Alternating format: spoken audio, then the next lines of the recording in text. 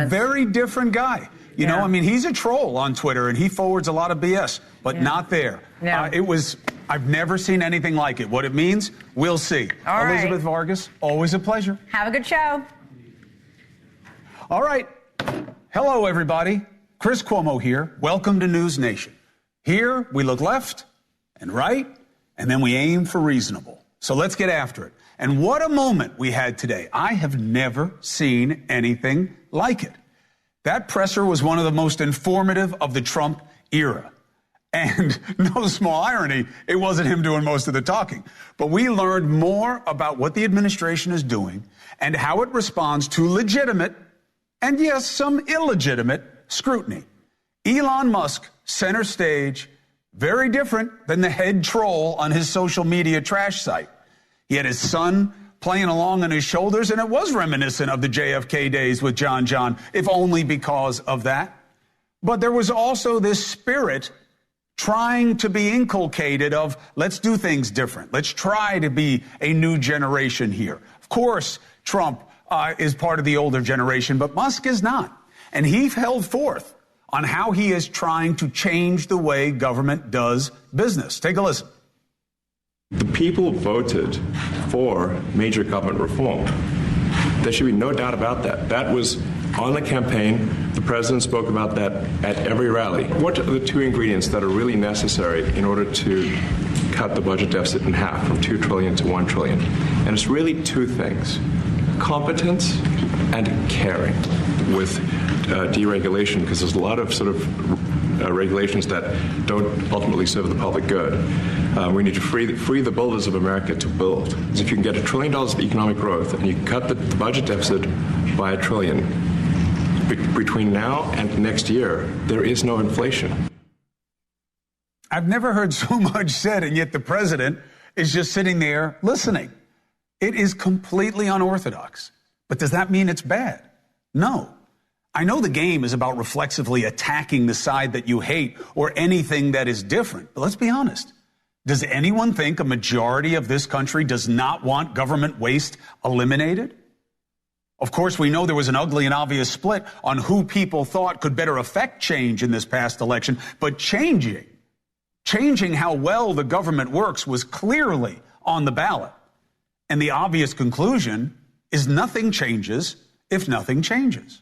So the order of the day was get smaller. And Trump did his part directing government agencies to let Musk and his minions in, to work on reducing the side of federal government by reducing certain expenditures and workforce. For example, they can only hire one employee for every 4 who leaves government. The problem for me in the room wasn't Musk or even the man seated quietly at the desk, but some of the pushback from the media, which really seemed to be a defense of the status quo.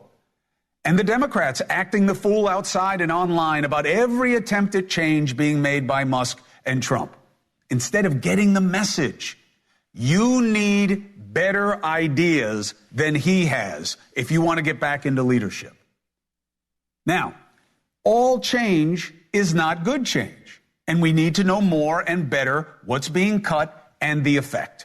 And no, we're not going to just go to the Doge website or the Doge handle on Twitter to figure it out. The government is responsible to us. It is not for us to go figure them out. He has to be held to account and say what they're doing and why. And yes, early on mistakes have been made. Musk should have disclosed that the first agency he targeted was one investigating him. And he's been way too quiet about USAID and looking at him. And he better be ahead of any conflicts when the DOD is looked at, because he gets a lot of money. And we should know how much and why we need to pay Elon Musk what we do. And yes, he has made mistakes in what he is cutting and how he explains it. And there are legitimate questions of overreach that the courts should decide. But that doesn't mean that the overall effort should be abandoned, as some media seem to think. And what I like is that, unlike with Trump, who just spits back at any criticism, Musk did something today you almost never see. He heard the criticism, and he returned genuine and gotchas with candor. You said on X that an example of the fraud that you have cited was $50 million of condoms was sent to Gaza. Can you correct this statement? It wasn't sent to Hamas, actually. Some of the things that I say will be incorrect and should be corrected. So nobody's going to bat 1,000. I mean, we will make mistakes, but we'll act quickly to correct any mistakes. I'm not sure we should be sending $50 million worth of condoms to anywhere, frankly. What are the checks and balances that are in place to ensure that there is accountability and transparency? Well, we actually are trying to be as transparent as possible. In fact, we post our actions to the Doge handle on X and to the Doge website. So all of our actions are maximally transparent. When have you ever heard Trump admit he was mistaken? Really, like no politician ever says that his mistake should be called out. Now, I guess it's somewhat easier for Musk to say that. He didn't ask for anybody's vote, right? They asked him to do this. But today he really did lend something that's unusual in this administration, actual understanding of how things work and specifics of what's being targeted, as opposed to just this. I think it's kickback here. I see a lot of kickback here. There's a lot of kickbacks. Yeah, tremendous kickback, because nobody could be so stupid to give out some of these contracts, so he has to get a kickback. And we've already found billions of dollars, not like a little bit, billions, many billions of dollars. And when you get down to it, it's going to be probably close to $1 trillion. It could be close to $1 trillion that we're going to find. Here's a corrupt situation. We have a check to be sent, but we found it to be corrupt. Do you want us to send this corrupt check to a person, or do you want us not to give it and give it back to the taxpayer? I mean, he's clearly just relaying what Elon told him about what they're doing, and that's okay. Trump did something that is very unusual. He picked someone who's better for the job to do it. And really, it wasn't until the president went after the judge that the session became same old, same old. Trump dismissed judicial review of several executive orders as if this was out of line. This was an activist judge. Be very clear. This is not a political debate, okay? This is a federal judge acting on what matters. Checks and balances are not some inconvenience. They're how our Constitution works, okay? And nobody believes that Trump can unilaterally change the 14th Amendment or do some of these other things he's trying to do. That's legitimate. Now, we'll talk about what else he's doing tonight, but I have a special opportunity right now. We have our Secretary of State, Marco Rubio, on the phone right now as he is making sure with hostage envoy Adam Boehler, who you met here on the show, they're on their way to pick up newly released American from Russia, Mark Fogel. Secretary of State, Mr. Boehler, can you hear me? We can hear you. We got you, Chris. First of all, Mr. Secretary of State, congratulations. I haven't gotten a chance to talk to you since the appointment, and I wish you well in doing the work of the American people. What do you want us to know about what you're doing tonight and what you think it signifies? Well, look, anytime an American comes home who's being held overseas like this situation is, it's a time for celebration. We're happy for him and for his family. It's a case we followed very closely for a number of years. And obviously, we're excited about that. I think it's also important to note it was not in return for anything. There wasn't some deal here where we had to release like 10 spies. And I think it shows President Trump's commitment to bringing home Americans. I think Adam knows better than I do at this point, but I think it's up to 10 people now in just 3 weeks who are being detained overseas who have been brought home. And so I think this is a very positive development. Hey, Adam, let me get you in here. Congratulations on bringing home an American. Obviously, that's good news, no matter what your perspective. Help us understand why the Russians didn't ask for anything in return. I think what you're seeing here is a bunch of unilateral actions. And I think it speaks to the strength of the President of the United States, to Steve Witkoff, to Marco and the team they're building, which is basically they're trying to show that they know that the president cares about hostages. He's made it a priority, and you're seeing a whole bunch of people act unilaterally. It happened in Venezuela, and now it's happening here, which is you've got Russians saying, hey, we want to show action because it's a presidential priority. Mr. Secretary of State, where are you in terms of your level of confidence that this act is a true indication of possibility when it comes to getting Mr. Putin to be reasonable about ending his campaign in Ukraine? Well, look, I wouldn't link the two because they're not linked in the sense that there was some sort of understanding on Ukraine in exchange for this. What I would say about it, though, is that if you can't even get an American held under these circumstances released, then the chances of working together in good faith are none. So it's certainly a good sign. But obviously, the situation in Ukraine is complex and difficult, and it's one that's going to require a lot of work, a lot of hard diplomacy. It's a war the president's made clear he wants to see end. And so this is good. I mean, it's not indicative that it's going to make it easier to do a deal, but if you can't get an American who shouldn't have been there out, then the chances of doing something far more difficult are not very high. You got a lot on your plate, obviously, and that's why you wanted the opportunity. How concerned are you that we're going to lose the ceasefire between Hamas and Israel? Well, look, I mean, it's always a tenuous ceasefire because you're dealing with a terrorist organization in Hamas who has kidnapped, murdered, raped, savaged innocents. And so you're not dealing with a nation state here who's operating under the laws of war or any laws for that matter. So it's very tenuous. We'll see what happens on Saturday. I think the president's been very clear. He wants to see those hostages be released. He's tired of this drip every week. There's some Americans there as well. He wants to see them released. And he's made very clear that if that's not the case on Saturday, then all bets are off and it's not going to be good for Hamas. But let's hope that resolves itself. I don't think anyone wants to see a resumption of hostilities. But by the same token, we can't have Hamas deciding what parts of the deal they're going to live up to and what parts they're not. Do you believe their assertion that Israel hasn't let in aid that was agreed to?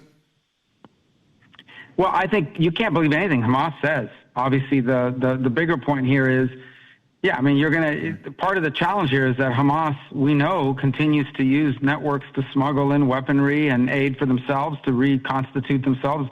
Israel can't allow that to happen. You can't allow Hamas to use the ceasefire to sort of rebuild itself and recover strength.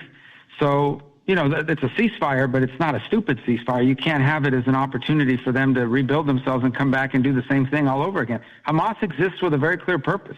That is the destruction of the Jewish state. So let's hope that we can overcome this hurdle over the next 72 hours. I know that a lot of countries in the region are weighing in, and hopefully we're going to have a good outcome on Saturday. And if not, then I think Hamas will be to blame. Thank you very much for weighing in on these. I'm going to let you guys go and do the work of the American people and bring Mark Fogel home, which is amazing. I'm going to bring on Paul Whelan, Mr. Secretary of State. And Adam, I'll make sure you have his contact information because, he lived this experience, obviously, of coming home. And there's a real opportunity to do better by these people when they get home in terms of the assistance and all that they, get from the government to kind of get their lives back. I'll make sure you guys are in touch. But thank you, Mr. Secretary of State and Envoy Bowler. Thank you both very much and good luck going forward. All right, I'll take silence as acceptance. Paul, I was making the pitch for you. Paul Whelan joins us right now. You know his name. He was in a Russian prison for more than 6 years, okay? And one of the most painful parts of it, you can look at this. He's got a great interview with me on the Chris Cuomo Project. You can find it wherever you find podcasts. But the agony of being told you're going to go home, you're going to go home, you're going to go home was going on almost from the beginning for Paul. And did you know Fogel? Were you ever in the same place or were you aware of what was going on with him? We were never in the same prison, but I was aware that he had been arrested. And because he was a teacher for the children of the embassy employees, his story was a big deal. So I was quite aware of his arrest in August of 2021. And, we had expected him to go home in 2022, 2023 with Trevor Reed or Brittany. And what do you remember in terms of how the Russians talked about Fogel and why he had been held and what he represented for them as a chit? Well, he had lived in Russia for 9 years. He had taught in Russia, so he spoke Russian. He was familiar with the culture, and he turned up in Russia at the airport with marijuana. And in Russia, there's no difference between medical marijuana or, recreational marijuana or marijuana that you're smuggling. Marijuana is marijuana. Their drug laws are very draconian, and it's not a place to take any sort of drug. So as soon as he was grabbed, the Russians had him, but they didn't make his case political like they did mine and Trevor and Brittany. They just kind of put him in prison and said, you're another American with drugs. You can sit here. It's a criminal case. And it wasn't really until last December that Jake Sullivan made him wrongfully detained and really, kind of upped the ante on the Russians. What does it mean to you that the Russians, supposedly what we're being told by the Secretary of State and the President, didn't ask for anything in exchange? Highly unusual. The Russians don't do anything without asking for something in exchange. The whole reason they hold Americans, the whole reason they hold the Tajiks and the Uzbeks is so that they can exact some sort of price. And these hostage diplomacy issues are exactly hostage taking. It's kidnapping. They're holding American citizens for, these random crimes or whatnot, or in my case, no crime at all, so that they can exact a price. They want some sort of exchange. They want sanctions relief. They want some sort of, détente with the Ukraine situation. Do you think that our officials aren't telling us the truth, or do you think that the request from Russia is forthcoming? I think our leaders are telling us the truth, but, in a lot of these cases, there are things that are done under the table. You see two people go home, they're exchanged by countries, but there's, some sort of sanction relief where there's a negotiation, a diplomatic negotiation under the table that we'll never be told about. It's more than just a person for a person. I mean, this is political stuff. It's been going on for a while, but the Russians don't hold us, and not for years, unless they absolutely have something that they want. Like in my case, they wanted Krasikov, an FSB colonel, an assassin. That's who they traded for Evan and I. Well, they say they didn't trade anybody. I don't know. We can't know what we don't know, right? What they don't tell us. But in time, it will come out, because you know who will make it known? The Russians. Because what they'll love is us going after our own officials for not being told the truth. Before I let you go, Paul, you have a really interesting insight and perspective about a major challenge that none of us knew about or know about. I now know because you told me when I interviewed you on the podcast. But one of the things Fogel's going to have to deal with is that for all the fanfare in bringing him home, there's not a lot of help once you get here. What does he have to be ready for, and what do you want people to know about where we have to do better? Well, he's going to get off the plane. He'll shake the president's hand. There'll be, like you said, some hoopla, but he'll go home and he'll need medical care because he hasn't had it. He'll need dental care because he hasn't had it. He'll need nutrition care because he'll be malnourished because the food in these prisons is really bad. He'll need some psychological work, PTSD type, because he's been held for 3.5 years as basically an innocent American. The U.S. government's not doing anything for us right now. The Hostage Recovery Act requires that the State Department take care of us for 5 years after our return, but it's unfunded. So we're trying to get Congress to pay for it. There is no compensation. There is no allowance. You hear these stories about people in New York staying at the Roosevelt. I'm not getting that same sort of care. Trevor didn't. Mark Sweden, he came home. He hasn't gotten that sort of care. And Mark won't either. This is an issue that I hope that the secretary and the president can chime in on. There aren't that many of us, and it wouldn't be that expensive, but it's extremely important. We're American citizens that are only held by Russia because we're American citizens. That's the only reason. Well, I'll make sure, Paul, that I get you in contact with Adam Bowler. I'll try and get you to the Secretary of State's office. You heard me talk to him about it here. I'll do anything I can because that is pretty embarrassing. It's good to see you as always, brother. I look forward to help you on your mission. Thank you very much. I appreciate your time. All right, be well. 4 minutes and 35 seconds in the break. Can you believe that they get taken as political capital and we didn't fund the program to help these people once they come back home? Not everybody's Brittany Griner, who was not there nearly as long and has this great career. They all lose their careers. So the cuts that Trump and Musk are doing on Doge are not being matched by Trump's own budget suggestion. Why isn't he cutting when he wants to get his tax cuts extended? Let's debate his plan for us next.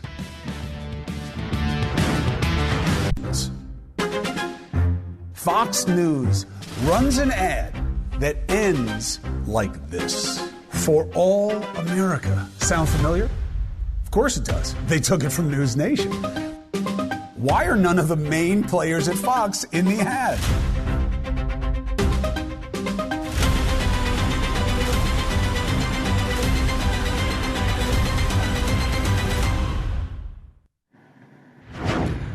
You want to see something that's kind of cool in real time? So I was just talking to Paul Whelan on the show. But, I don't just do this on TV. The goal is really try to use the platform to help. So I'm hooking Whelan up with the hostage envoy, Adam Bowler, who you met on the show and is now going with the Secretary of State Rubio to go get Fogel. Because Whelan's right about them not having funded the recovery program for returned hostages. How screwed up is that? And this is a good opportunity for the administration to do something that will obviously be a point of common concern. Now, you watch. Now that I said that, some people are going to come after me and saying that I've been red-pilled or some BS like that. Who doesn't want to take care of these people who were returned as hostages? If the administration can get it done, what do I care what party is in there if they can get it done? Anyway, if you want to look at the analysis, you have to be very scrutinizing when it comes to the authenticity of cuts. It's easy to cut what somebody else put into effect, but cutting stuff that will be on you is a little different. So, enter Trump wanting to extend his tax cuts, but not wanting to cut his own budget proposal by as much as Republicans and the CBO estimate he must to do so. They say, the CBO, that extending the cuts will cost $4 trillion over the next 10 years. That doesn't even include all the other tax cuts that Trump promised, like Social Security taxes, taxes on overtime pay, cutting taxes on tips, okay? To have the government actually pay for the tax cuts, right, because you're reducing the amount of revenue, that would mean that you have to require reductions in spending. Size of government, yeah, but a lot more, $4 trillion worth. All right? How do you do that and not Medicaid? How do you do that and not Social Security? Trump says he doesn't want to. Well, then how's he going to extend the tax cuts? That's the question, okay? So let's discuss with two men who understand the politics and the policy very well. Stephen Moore literally wrote the book on Trumponomics, and the man who coined the phrase, "It's the economy, stupid," James Carville. All right, so Stephen Moore is going to zoom back in. Jimmy, it's just you and me right now. Okay. What is the opportunity for Democrats with Trump coming here? He's got Musk looking for what to cut all over the place, but his own tax cuts will not be paid for in his budget proposal. Where's the opportunity? Well, first of all, it's not $4 trillion, it's $4.6 trillion, according to the call. It's $600 billion. So just that. Also, the subsidies for Obamacare, which people depend on, are going to be coming up. I don't have the exact numerical figure on that, but it's pretty astronomical. Then Musk says he's going to cut $1 trillion unspecified dollars from the deficit. Right. Is after, before the tax cuts, after, I don't know. Plus, we have to extend the debt limit sometimes in April, and there's not going to be any Democratic votes for that. There's a now one-vote majority in the House of Representatives. And I think what the Democrats honestly should do is just sit back and do their knitting. I think this is all, and by the way, I would point out to people who talk about the economy, in this century, 50 million jobs have been created under Democratic administrations, 1 million under Republican. That's 50 million to 1. Maybe that doesn't count, but I'll just wait and do my knitting and see where they come up with 4.5.6. Probably add another $500 billion for the Obama subsidies. Jimmy, while you knit one pearl too, let me bring in Stephen Moore here and ask what he thinks of the proposal. Look, I get Trump wanting to say I'm going to leave the sacred cows of Medicaid and Social Security alone, but you got to give to get. And are the Republicans wrong, Stephen, to say to Trump, you got to cut more if you want to extend these tax cuts? Well, first of all, Chris, thanks for having me on again. And I'm a big fan of Jim I'm a big fan of Jim Carville's, but I disagree with them on this because, that you mentioned that $4.6 trillion number. That is total hocus pocus. These were the same numbers that the CBO gave us 6-7 years ago when we wrote the tax bill in the first place. And it turns out the revenues have come in higher over the last 6 to 7 years than they said they would come in if we hadn't done the tax cut at all. What am I saying? I'm saying that there was no revenue loss. There was no revenue loss to that tax bill. So since the CBO has been wrong because of the pandemic spending, why would we believe the CBO them now? wasn't wrong. The CBO wasn't wrong. It was the pandemic spending that you're using to pad your numbers. No, I'm talking about the revenues. The tax revenues came in higher, much higher than expected. And the reason they came in higher than expected, Chris, is because we provided a shot to the economy. We cannot go forward if we don't extend this tax cut. Every single family, even the average income family, is going to face a $3,000 tax increase. That's not something you want to see or I want to see or Donald Trump wants to see. No, but he's got to pay for it. And again, look, the CBO said it was going to be 190, the deficit. It wound up being more than that. So, look, the CBO is good at what they do. You guys are all the same. When it works for you, you love them. When they don't work for you, you attack them. But my point is, if you want the tax cuts, what Republican doesn't pay for their tax cuts? This one, I guess. Well, I'll go back to when John F. Kennedy cut taxes, when Reagan cut taxes, when Trump's cut taxes. Every time that's happened, we've had a strong economy. The best way to get revenues into the economy is to get people working, businesses profitable, capital coming into the United States, and that's what happened. In fact, if it hadn't been for COVID, depends what the businesses do with the money. Depends what they do with the money. Let me bring Jimmy back in. Jimmy, you're saying that you guys created 50 million jobs to one. Stephen is saying cutting taxes is the way to do it. What's your take on his take? I don't know. I know history, okay? I was there in 93. And the Clinton tax increases were going to destroy jobs. You know how many jobs were created during the Clinton administration after they raised taxes? I do. 22 million. 22 million jobs. The idea that tax cuts create prosperity is just, it defies common sense. And, again, I don't know the CBO, the BEO, the BOD, or anything else. I know facts. I know there's 50 million jobs have been created in this century by Democrats, a billion by Republicans. I know Clinton raised taxes and 22 million jobs. 22 million. So that's all I know. Let's see. Let's see what the Democrats do in terms of a counter. Give me a really quick response, Stephen. We'll continue the conversation when we get more data. Okay. Well, Jim Carville, I'm so disappointed in you because Arthur Laffer and I have been trying to teach you economics, supply-side economics for 25 years. But look, I'm a big admirer of what Bill Clinton did with the economy. We cut the government spending. We did welfare reform. We did do, as you know, a capital gains cut. We had free trade. All of those things were good for the economy. What pains me is the Democratic Party, and I've seen you say this, Jim. The Democratic Party is not the Clinton Party more. It went way to the left, and I think that's the reason. Well, they've got to figure it out. But, Stephen, they've got to figure it out. But you got to figure out right now. And Clinton had something else that Bush put in, which was pay as you go. And that's not what Trump is doing right now. So let's see. But that's not what Trump is doing right now. So let's see if the Republicans can enforce some discipline. Jimmy, you're a beautiful knitter. That's a great knitting chair. I heard you knitted that sweatshirt. You did a hell of a job. Let me tell you. Oh, good. Your new code name. Thanks, Stephen, for the offer of economic education, but I'll just continue to listen to Bob Rubin. Thank you. Bob Rubin, my man. Stephen Moore, thank you very much. We'll continue the conversation. Thank you. Look at him. He's getting up. He's getting more yarn. Jimmy Carville. 4 minutes and 30 seconds. Stick to your knitting. It was announced today, a new congressional task force. Transparency. Don't you love that world? What do we think we're going to find out about the assassination of President John F. Kennedy, about Bobby Kennedy, about Dr. King? But now Jeffrey Epstein. Now, of course, he doesn't matter the way these other guys do, but what may we find out in there? The lawyer for the only person punished for what Epstein did, Ghislaine Maxwell. He has insights on what we should want to know. Next.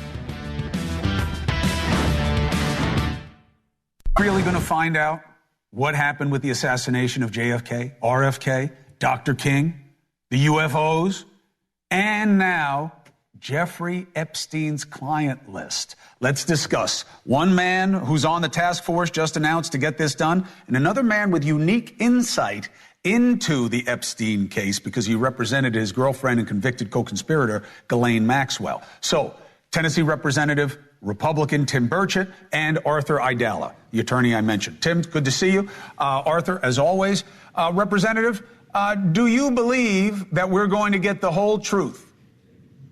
No.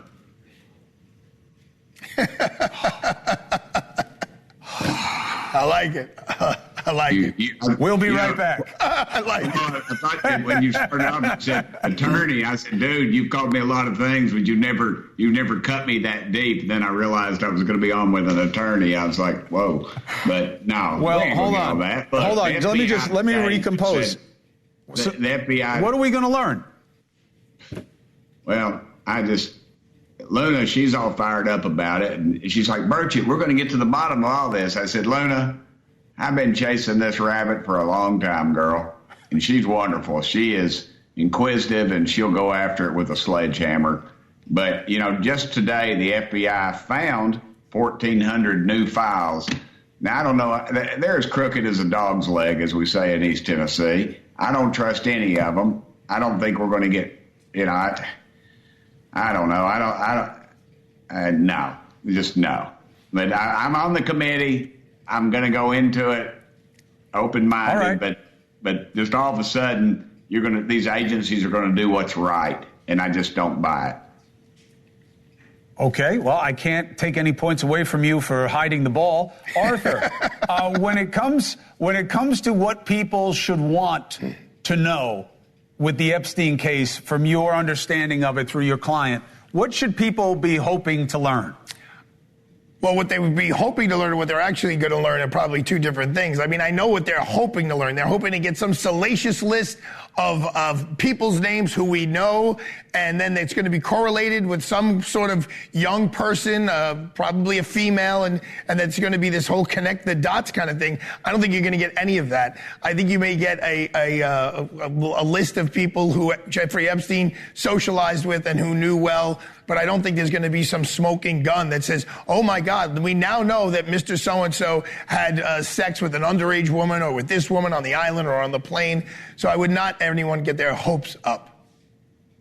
Well, you guys are like a pair of wet blankets. So, Tim, what are you going to do if you feel that the agencies are not giving you what they know about these things? Well, I'm going to call them out.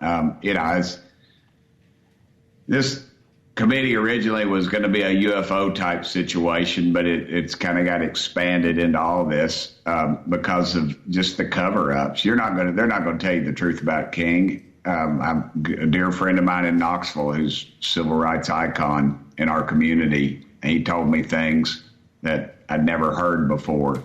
I talked to legislators, I'm from Tennessee, that were in Memphis when all that went down, black folks that just said, they told me things that I'd never heard or seen, and yet they saw them with their own two eyes. Bobby Kennedy was shot. Now, his son thinks that it was a cop who did it, who was there, who shot him in the back at close range, and he ended up living on an island somewhere, because, every cop out there has a pension that he can live on an island that he owns. It's just too much time has traveled between what happened and where we are. And these federal agencies, they're corrupt. It's all about power and it's all about control. Well, Chris, real quick, the congressman and I are saying two separate things. He's saying things exist and they're going to be hidden or buried. I'm telling you, I don't think there exists some magic black book. I don't think that's going to be turned up and anyone's going to see that. Well, he's talking about Dr. King, not Epstein. I'm sorry. I'm not talking about Epstein. I get it. Right. I still don't think so. Let's get himself. That's what we want to get into, right? So we'll see what they reveal, and then we'll complain about it after. But let's end on something that we can actually learn about here before you kill my dreams, Representative Burchett. You were with your client today, Steve Bannon. He pleaded guilty to defrauding New Yorkers with that We Build the Wall online fundraiser. No time, 3-year conditional discharge. What do you believe people should understand about this case? Real quickly, the prosecutor's office, once we filed what's called a selective prosecution motion, which means you're only going after this guy because of who he is, not because of the crime he committed. We then, that brought them to the table to negotiate a plea. And, this case started off as there were millions of dollars that were taken. Chris, there was almost $30 million raised. And basically, Mr. Bannon agreed today to tell the judge, yeah, I took a very small amount of money, around $120,000. I took it from one charity to my charity, and I gave it to the man who actually built the wall, who actually was the CEO and built 3 miles of the wall. And by the way, Mr. Judge, that person is missing all three of the 4 limbs because he served in the United States military. So that's why he got the deal he got today. All right. Arthur Aidala, thank you very much for giving us that delineation. Representative Burchett, I'll tell you what, you're no Pollyanna. I'll tell you that right now.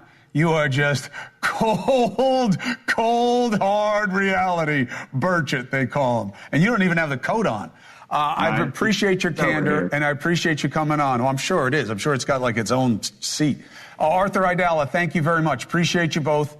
Conversations to be continued. I hope that you guys are disappointed and that there's more that comes out than you could have ever imagined. 4 minutes and 15 seconds. Up next. Trump says to Hamas, you better release all the hostages or all hell is going to break loose. Now, when you're talking about tariffs, when you're talking about domestic things, talk is kind of cheap. But now you have a bunch of terrorists who seem to be digging in. Were the words more than we want to have to pay right now? I have an urban warfare expert who can talk about what could happen on the ground in Gaza. Next. Thursday. Did you have any idea what you were being exposed to? None of us knew. Area 51. U.S. veterans doing top secret work for their country. And years later, they've got one thing in common. Cancer. That's the one common denominator is we were all there. But how do you fight for your rights when the government says you were never there? We don't deserve being ignored by saying we don't exist. NewsNation blows it all open in a television exclusive. Classified Cancer. Thursday on Elizabeth Vargas Reports. It's a ceasefire, but it's not a stupid ceasefire. You can't have it as an opportunity for them to rebuild themselves and come back and do the same thing all over again. Hamas exists with a very clear purpose. That is the destruction of the Jewish state. So let's hope that we can overcome this hurdle over the next 72 hours. I know that a lot of countries in the region are weighing in, and hopefully we're going to have a good outcome on Saturday. And if not, then I think Hamas will be to blame. The question is what happens if they're to blame. That was Secretary of State Marco Rubio, just called into my show moments ago on his way to get American Mark Fogel back from Russia. So all hell would break out. I just don't know what that means, okay? And let's say they don't release the hostages and they give an excuse that Israel hasn't given aid. What do? Just dismiss it out of hand? And what could all hell really even look like? You just heard the White House say no boots on the ground and we're not going to pay for whatever happens in Gaza. So what are the options? John Spencer, Chair of Urban Warfare Studies at West Point, knows Gaza, the terrain, and the state of play politically and tactically very well. It's good to see you, my friend. Good to see you, Chris. All hell breaks loose, or whatever the hyperbole is. Should we just dismiss it as talk and not necessarily indication of anything that the American military can actually do here? I absolutely wouldn't take it out of context, and that's the message straight for Hamas. It has nothing to do with the U.S. military. Israel, the Prime Minister of Israel just here last week did an interview saying, don't need U.S. troops, don't need U.S. money. All hell breakout to me means the restart of the operations without Hamas's main shield, which is their civilian population they put in front of them. This goes with the plan to move civilians out of harm's way. For me, all hell breaks out means you restart the operation without the political constraints, still protecting civilians in warfare like Israel has been doing. But Hamas days on the earth are numbered. That's hell for them. So you're saying, Trump saying I'm going to release the hounds, so to speak, and tell Bibi, you do what you feel you need to do. They broke the deal. But also put in political leadership behind him saying, no, we need other Arab countries to take civilians to get them out of harm's way while we do what we all agree, which is remove Hamas from power, remove their control over the population, and not do the inhumane thing, which was repopulate the rubble, minefields of rubble. But isn't that part of the farce in this situation, John? That this idea that the Arab Brotherhood is a thing. Egypt doesn't want any more Palestinians. Jordan doesn't want any more Palestinians. Everybody talks about their brothers when it comes to making Israel the bad guy. But you saw that wall, on the Rafah Gate there between Egypt and them. Do you think Trump can make them take people they don't want? They got a ton of Palestinians in there already. Absolutely. And that's the hypocrisy of even like Egypt, who let 100,000 Palestinians out if they paid the right price. This international norm of letting people escape war, right? Repopulating or force, that's not what they're talking about. Let them escape the war. And absolutely, as President Trump, in a discussion with Egypt, I think can encourage them to allow civilians to get out of harm's way. We're going to have to pay for it? Nope. Israel said that. Israel just said that. And then this is what should have been done from day one, Chris. The idea. No, I'm saying us. I'm saying us. You think the United States are going to have to pay these people to take the Palestinians? Absolutely not. There's enough leverage there. I mean, I'm not going to get ahead of the administration, but you saw King Jordan, although he said some different things after the meeting, he said he was willing to. Why wouldn't you take 2,000 kids needing medical care before President Trump makes a statement? That's, there's some hypocrisy he said here. Steadfast position against the displacement of Palestinians. That's not the King of Jordan saying he'll take them. He's saying that I don't want them to have to leave there. I don't know how you rebuild with them there. But don't. Look, let's see. Let's get some more pieces on the board in terms of what's going to happen this weekend. And then please, John, come back and explain to me what the options are. I appreciate your candor. You can wear a lot of different hats in this situation, and I need information from all of them. So thank you very much. Thanks, Chris. All right. 4 minutes and 45 seconds. I'll be right back. Who's being held overseas like this situation is. It's a time for celebration. We're happy for him. And I think it shows President Trump's commitment to bringing home Americans. I think Adam knows better than I do at this point, but I think it's up to 10 people now in just 3 weeks who are being detained overseas, who have been brought home. And so I think this is a very positive development. Absolutely a positive development, bringing home any American from anywhere, especially Russia. But there is a big question mark hanging over this. I've never heard of an exchange where there was no exchange. They're bringing home an American, and they're telling us, the president, the secretary of state, the envoy, that Russia asked for nothing back. That doesn't make any sense. It certainly never happened before. Now, what Adam Bowler described it as, the hostage envoy, is a series of unilateral actions from Russia to extend